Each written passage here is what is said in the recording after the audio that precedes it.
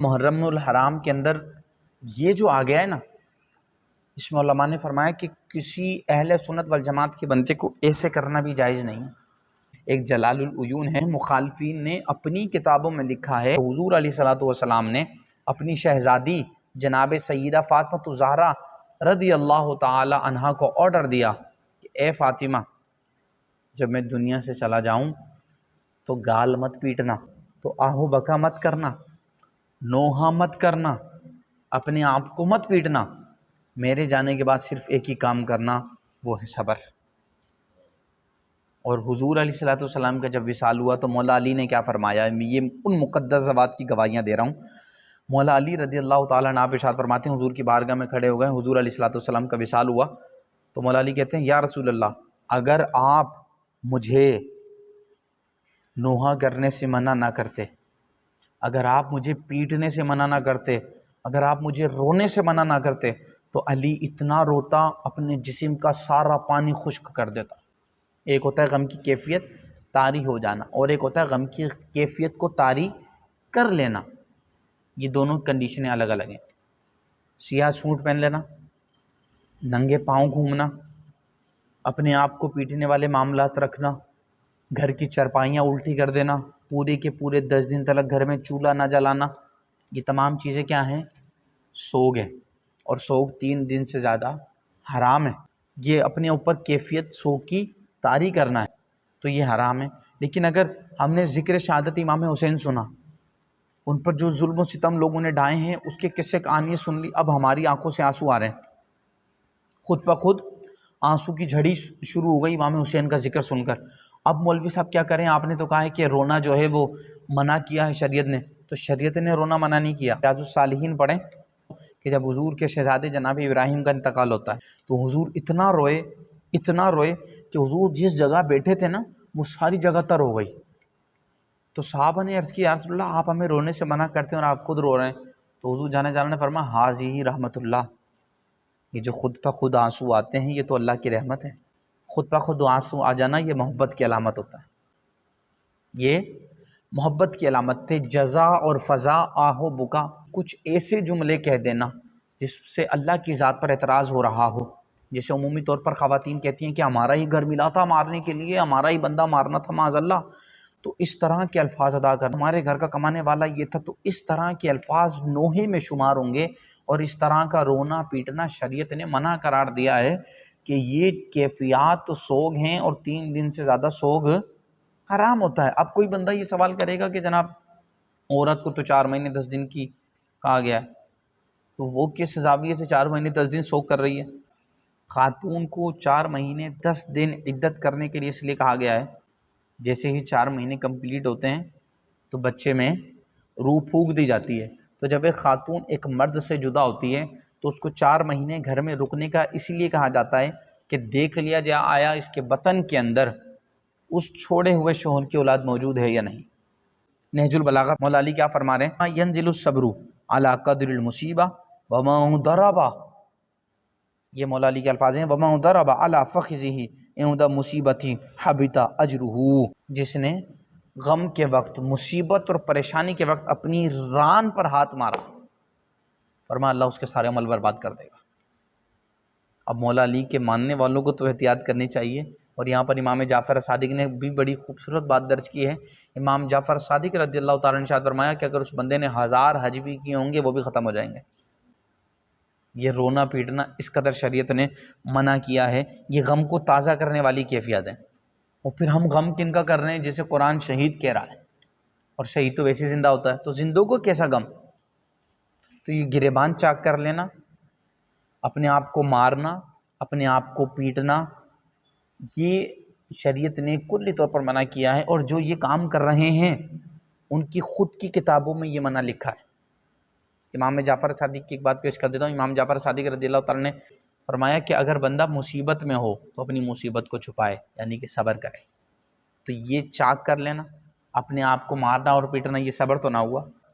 کم سے کم بندے کو چاہیے کہ وہ اپنی ہی کتابیں پڑھ لے تاکہ اس کے اوپر جو ہے وہ بات آشکار ہو جائے۔ سیاست کی مہدی صاحب کی خدمت میں پیش کر رہا ہوں کہ نبی پاک علیہ الصلوۃ والسلام نے ارشاد فرمایا، بخاری شریف کی ہے، کہ جس بندے نے اپنے آپ کو پیٹا، اپنا گریبان چاک کیا، اپنے آپ کو پیٹا، اپنے چہرے پر تھپڑ مارے۔ حضور علیہ الصلوۃ والسلام نے فرمایا لیس منا، وہ ہم میں سے نہیں ہے، ہمیں ہر صورت میں صبر کرنے کا کہا گیا ہے۔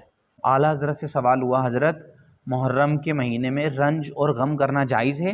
تو اعلیٰ حضرت رحمۃ اللہ تعالی نے فرمایا کون سا سنی ہوگا جس کے دل میں کربلا کا غم نہیں، جس کی آنکھ کربلا کے حوالے سے نم نہیں؟ فرمایا ہر سنی کی آنکھیں کربلا کے واقعے سے نم ہیں، ہر سنی کا دل واقعہ کربلا سے غم زدہ ہے۔ ہاں، مصائب پر ہمیں شریعت نے صبر کا حکم دیا ہے، جزا فضا کو شریعت منع فرماتی ہے، اور جسے واقعی دل میں غم نہ ہوا اس کا جھوٹا اظہار غم ہے، ریاکاری ہے۔ اب یہ جو ان 10 دنوں کے اندر غم کا اظہار کرتے ہوئے نکلتے ہیں، یہ حقیقی غم آپ کو لگتا ہے؟ یہ ٹوٹل کا ٹوٹل تصنع اور ریاکاری ہے۔ آگے فرمایا اور قصدن غم آوری و غم پروری خلاف رضا ہے، یہ جان بوجھ کر غم والا منہ بنا لینا، جان بوجھ کر جناب گھر کی چرپائیاں الٹی کر دینا اور گیس بند کر دینا کہ 10 دن تک کھانا نہیں بنے گا۔ امام حسین کے اوپر اس مہینے اور اس 10 دنوں میں ظلم ہوا تھا، اور میں جان بوجھ کر اگر غم پروری اپنے اوپر طاری کرے گا، یہ خلاف رضا ہے، یہ اللہ کی رضا والے کام نہیں ہے۔ اور جسے اس کا غم نہ ہوا اسے بے غم نہ رہنا چاہیے، یعنی کہ جس کو امام حسین کے جانے کا غم ہی نہیں ہے وہ اپنے دل میں غم تو پیدا کرے، اس کو تکلیف ہونی چاہیے کہ یہ رائٹ، یہ درست نہیں ہوا، بلکہ اس غم نہ ہونے کا غم چاہیے کہ اس کی محبت ناقص ہے۔ رونا پیٹنا تو منع ہے، لیکن دل میں غم تو ہو کہ یہ غلط ہوا ہے۔ اور فرمایا جس کے دل میں غم بھی نہیں آ رہا اسے رونا چاہیے کہ اس کی محبت ناقص ہے، اور جس کی محبت ناقص ہوتی ہے اس کا ایمان بھی ناقص ہوتا ہے۔ تو یہ تذکرے سن کر آنکھوں سے آنسو آ جانا، دل کا غم زدہ ہونا، یہ محبت کی علامت ہے، لیکن اپنے آپ کو پیٹنا، رونا اور یہ کیفیت غم کی طاری کرنا، فرمایا یہ جائز نہیں، یہ ناقص محبت کی علامت ہوگی۔ اب نوحہ کرنے کا شرعی حکم سن لیں۔ حضور علیہ الصلوۃ والسلام نے ارشاد فرمایا لوگوں میں 2 کفر کی علامتیں ہیں، یہ مسلم شریف کی حدیث۔ نمبر 1 کسی کے نسب پہ طعنہ کرنا، نمبر 2 میت پہ نوحہ کرنا۔ زمانہ جاہلیت میں یہ رواج تھا، عورتیں بلائی جاتی تھی رونے کے لیے، اور مرنے والا وصیت کر کے جاتا تھا فلاں خاندان کی عورتوں کو بلانا، وہ بڑا زبردست روتی ہیں۔ اگلی حدیث، حضور علیہ الصلوۃ والسلام نے ارشاد فرمایا 2 آوازوں پر دنیا و آخرت میں لعنت ہے، نعمت کے وقت باجا، نکاح ہونا کتنی عظیم نعمت ہے، اور اس کا سٹارٹ قرآن سے ہوتا ہے، قرآن کی تلاوت کرواتے ہیں اور اس کے بعد جو باجے بجتے ہیں۔ کروڑوں روپیہ قرضہ لے کر شادی کر لیتے ہیں تاکہ باجے بجیں اور لوگ تالیاں بجائیں، شادی کے بعد اپنی تالیاں بجتی رہتی ہیں۔ قرضہ لے کر 10 کھانے تو بنا لیے، قرضہ لے کر جناب 1 کروڑ تو بچے کی گاڑی پہ لٹا دیا، 1 لاکھ کی گاڑی تو سجوا لی، 15,000 کی اس کی سیج تو سجوا لی کہ تالیاں بجیں گی، واہ واہ کیا شادی کی ہے، اور اس کے بعد بندے کی تالیاں بجتی رہتی ہیں کہ جب قرض دار گیٹ پر آ کر کنڈی بجا بجا کر اس کو پورے محلے میں ذلیل کر رہا ہوتا ہے، پھر لگتا پتہ ہے، پھر کام خراب ہوتا ہے کہ اب کیا ہو گیا۔ فرمایا نعمت کے وقت باجے، کہ اللہ نے تجھے نکاح کی توفیق دی، ڈول ڈمکے ہو رہے ہیں، یا تو پھر قرآن کی تلاوت نہ کروائی جائے شروع میں، اور اگر قرآن کی تلاوت کروائی جا رہی ہے تو پھر یہ خرافات نہ ہو۔ مصیبت کے وقت چلانا، کسی کے انتقال پر اگر خود بخود آنکھوں میں سے آنسو آ رہے ہیں یہ برا نہیں ہے، لیکن ایسے گریبانوں کو چاک کرنا اور ایسے ایسے کر کے خود کو پیٹنا، اپنے منہ پہ تھپڑ مارنا، یہ شریعت نے منع کیا ہے۔ لیکن یہ رب کا انداز محبت ہے بندے کے ساتھ، رب فرماتا ہے فرشتوں جاؤ میرے بندے کی کیفیت دیکھ کر آؤ کہ وہ کیا کہہ رہا ہے۔ تو مولا ہم نے اس کا بیٹا لیا، ہم نے اس کی بیٹی لی، ہم نے اس کی اولاد لی، ہم نے اس کا جگر کا پارا لے لیا، اور وہ کہہ رہا ہے الحمدللہ، اور میں فرشتوں گواہ ہو جاؤ اس کے نام کا ہم نے جنت کے اندر محل بنا دیا۔ صبر تو ہو۔ بات کیا ہے کربلا میں امام حسین نے اپنے آپ کو پیٹا، ہم امام حسین کی تعلیمات پر کہاں تک چل رہے ہیں؟ نام لینا اور ہے، اور امام حسین کی زندگی کو اپنی زندگی میں ڈالنا اور ہے۔ یا حسین کہنا الگ ہوتا ہے عزیزان گرامی، اور امام حسین کو ماننا اور ہوتا ہے۔ امام حسین کے جانے سے بڑا صدمہ کیا تھا؟ حضور جانے جانا صلی اللہ تعالی علیہ وسلم دنیا سے رخصت ہوئے، سب سے بڑی قیامت کی نشانی یہ ہے کہ حضور ظاہری طور پر ہمارے درمیان نہ رہے۔ تو ایک کسی کتاب کی کسی سطر کے اندر یہ لکھا ہو کہ حضور کے گھر والوں میں سے کسی نے اپنے آپ کو پیٹا ہو، یا حضور کے اصحاب میں سے کسی نے اپنے آپ کو پیٹا ہو، نہیں ہے ایسی کوئی روایت کہ مولا علی رونے لگ گئے ہوں، یا جناب عمر فاروق نے اپنے آپ کے گریبان چاک کر دی ہوں، یا خلیفہ اول نے جناب اپنے آپ کو مارنا پیٹنا شروع کر دیا.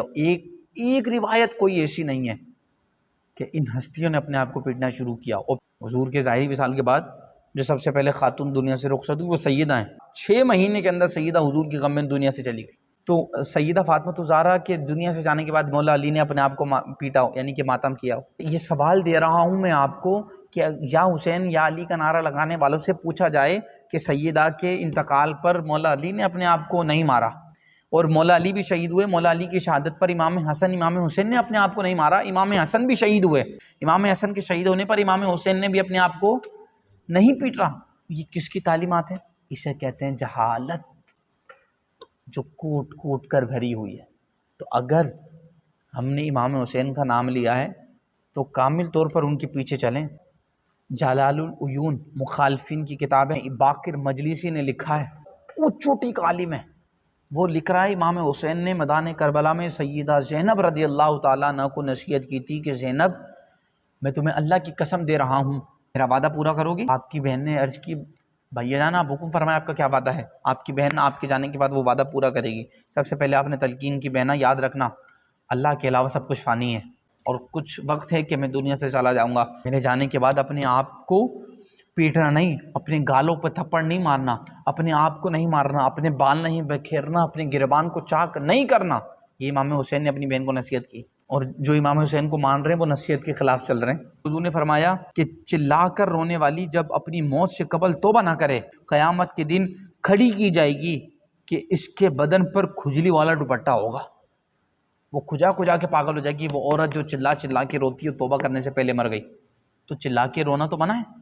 انہوں نے فرمایا یہ نوحہ کرنے والیاں قیامت کے دن جہنم کی 2 صفوں میں ہوں گی اور ایسے بھوکیں گی جیسے کتیاں بھوکتی ہیں. اور پھر آگے حضور نے فرمایا انا بریئم میں بیزار ہوں اس سے جو چلا کر روئے اور اپنے گریبان کو چاک کرے. یہ فرمان مصطفیٰ ہے. اب بتائیں گریبان کو چاک کون کرتا ہے؟ ننگے بدن روڈوں پہ باہر کون آتا ہے؟ اپنے آپ کو پیٹتا کون ہے؟ یہ آپ کے سامنے آشکار ہے باتیں. یہ بڑا خوبصورت سوال اعلیٰ حضرت سے ہوا. محرم میں لوگ شادی نہیں کرتے، محرم میں شادی ہو سکتی ہے یا نہیں؟ تو شریعت نے نکاح کے لیے کوئی تاریخ یا کوئی دن مقرر نہیں کیا. جب چاہیں شادی نکاح ہو سکتا ہے، کر سکتے ہیں، لیکن محرم کے دن کو خاص کرنا اور بالخصوص 10 تاریخ ہی خاص کر لینا. کوئی بندہ 7 تاریخ خاص کرے، بولے نہیں میں 7 کو ہی نکاح کروں گا اور بڑے دھوم دھماکے سے کروں گا. اب ان پہ اوپر فتویٰ لگا دیں کہ وہ انہیں امام حسین کا غم نہیں ہے، وہ امام حسین کی جانے کی خوشی منا رہے ہیں، معاذ اللہ. ایسا نہیں ہے. تو جو ان دنوں کے اندر یعنی کہ اہتمام کر رہا ہے، ضروری نہیں کہ انہیں جانے کی خوشی ہو، لیکن خاص ان دنوں کو کر لینا کہ ہم 10 کو ہی نکاح کریں گے، فنکشن بھی کریں گے، تو جناب مائی اوپٹن مہندی بھی کریں گے اور ڈانس کرنے والوں کو بلائیں گے. تو فتنوں کا دور ہے، فتنے اٹھتے ہیں. لازمی نہیں ہے کہ اگر نکاح اس دنوں میں جائز ہے تو یہی دن خاص کیے جائیں. آپ 4-5 سال پیچھے چلے جائیں، بلکہ ابھی بھی ہماری عوام کا یہ مائنڈ بنا ہوا ہے وہ محرم میں شادی نہیں کرتے. ایک اچھی سوچ ہے، لیکن اگر وہ شوق کی نیت سے نہیں کر رہے کہ جناب ہم نے شوق کرنا ہے تو پھر گناہ گار ہوں گے. لیکن اظہار محبت کہ نہیں جناب یہ امام حسین کے 7 دن خاص ہیں تو ہم ان دنوں کے اندر جناب شادی نہیں کریں گے، 10 دن کے بعد کر لیں گے، 1 مہینے کے بعد کر لیں گے. تو ایک تو ان دنوں کو خاص نہیں کریں شادی کے لیے، اور اگر کر بھی رہا ہے کوئی بندہ تو اس پر حکم نہیں لگے گا. جائز ضرور ہے، لیکن 10 کا ہی انتخاب کرنا کہ میں 10 محرم کو یہ شادی کروں گا تو پھر یہ تو زیادتی ہوگی. فتنہ کا دور ہے، فتنے اٹھیں گے. لہٰذا 10 ہو گئی، 7 ہو گئی، 8 ہو گئی، ان میں نکاح کرنے سے حتی الامکان بچا جائے، اگرچہ شریعت نے اجازت دی ہے. اب آپ بولیں گے مولوی صاحب جائز تو ہے، آپ کیوں منع کر رہے ہیں؟ آپ کیوں بولنے رکیں؟ تو تھوک ہاتھ میں لینا منع ہے؟ ناک کی رینٹ نکالنا منع ہے؟ نہیں ہے منع. تو اب کوئی بندہ ناک کی رینٹ نکال کر اس کو مسلنے لگ جائے، ہاتھ میں تھوک لے کر اس کے ساتھ کھیلنے لگ جائے، تو آپ بولیں گے مولوی صاحب جائز تو ہے، آپ کیوں منع کر رہے ہیں؟ تو بولیں گے جائز تو ہے لیکن طبیعت کے اندر کراہت آ رہی ہے، بندے کی طبیعت اس کو پسند نہیں کر رہی، عرف عام میں یہ چیزیں اچھی نہیں لگتی. لہٰذا یہ محفل کے آداب کے خلاف باتیں ہیں، اور شرع عوام الناس کے اندر عرف عام میں یہ چیزیں جو ہے وہ قابل تعریف نہیں، قابل مذمت ہوتی ہیں. لہٰذا یہ ناک کی رینٹ نکال کر کھیلنا اور تھوک ہاتھ میں لے کر اس طرح اس کو ملتے رہنا یہ کوئی اچھی چیزیں نہیں ہیں، جائز ہیں. اگر کوئی کرے گا تو سامنے والا کیا سوچ رہا ہوگا؟ یار بڑا گندا انسان ہے، اس کو اخلاقیات کا ہی نہیں پتہ. ٹھیک. تو اسی طرح اگرچہ جائز تو ہے لیکن احتیاط احتیاط، فتنوں کے دور میں احتیاط کی اشد حاجت ہے۔